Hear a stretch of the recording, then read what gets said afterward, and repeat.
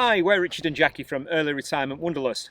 And we've moved on from the Ile de Ré, which we had a fab time on, and we are now on an island called Noirmoutier, which is just north of the Vendée.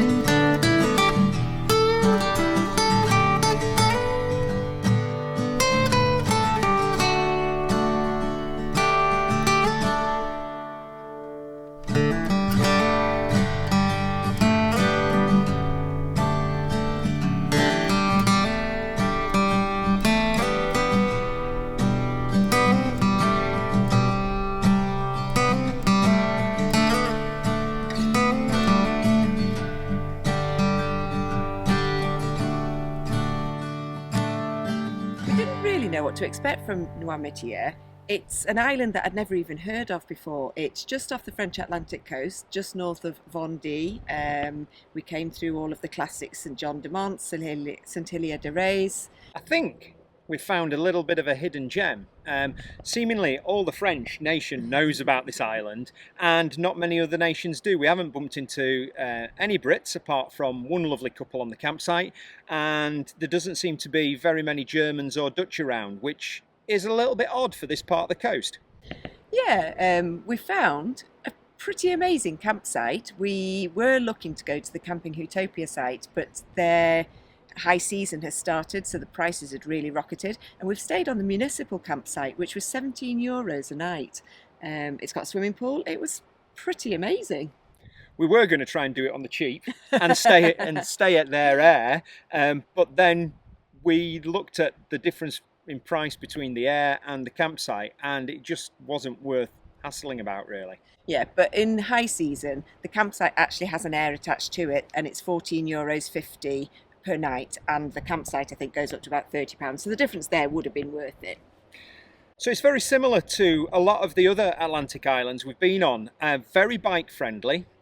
We've parked up the van and we've done everything on our bikes, and you don't really need to go near any traffic, so you can pretty much get yourself around the island and not worry. And it doesn't seem as busy as the other islands either. There's a lot of French people. It is, like Richard said already, it's like a little French undiscovered gem. And it was lovely. We cycled up to the main town, Noirmoutier, which is sort of right near the north of the island. And it was absolutely gorgeous. It's got a castle that you can have a look around. It's got a really beautiful church that they're restoring at the moment, and just dozens of miles of cycleways. Geographically, it is a little bit different. It seems that the main industry, as well as shellfish, is salt. So there are miles and miles of flooded salt plains where they're harvesting the salt, and it's really interesting to see. It makes some beautiful geometric designs that have had us stopping on the bikes every 2 minutes to get the cameras out and see what we can capture. And I really like that it seems to be quite a croft farming type of place, so there's lots of street side vendors with them. You can see their little patch where they're growing tomatoes, courgettes, potatoes, and you can just call off and buy some fresh fruit and veg.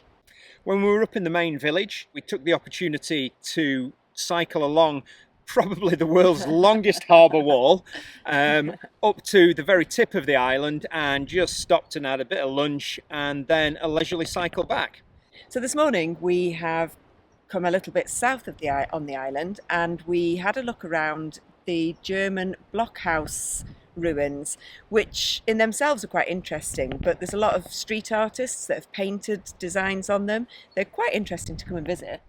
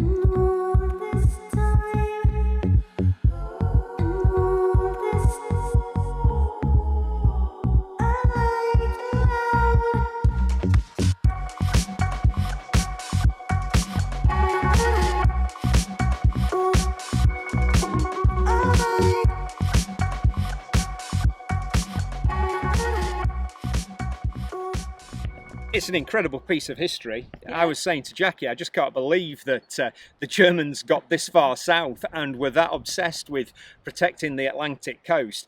I mean, the structures were just enormous, and how on earth they built that, who knows? Yeah. So we've had 2 amazing days on the island. I think if we weren't so near the end of our holiday, we probably would have stayed for another couple of days. So it's one for us to return to.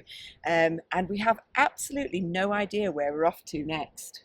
We sort of got an idea in terms of we're following a rough Lonely Planets guide that will take us a little bit up into Brittany, but we're just not sure where we're going to stop and how long we're going to stop for.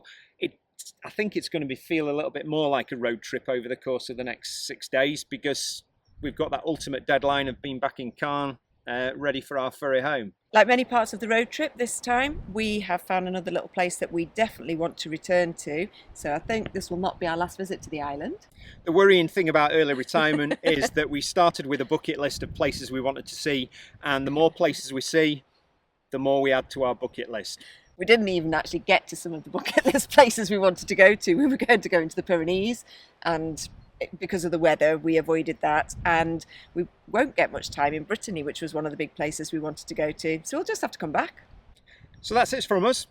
See you later. Bye.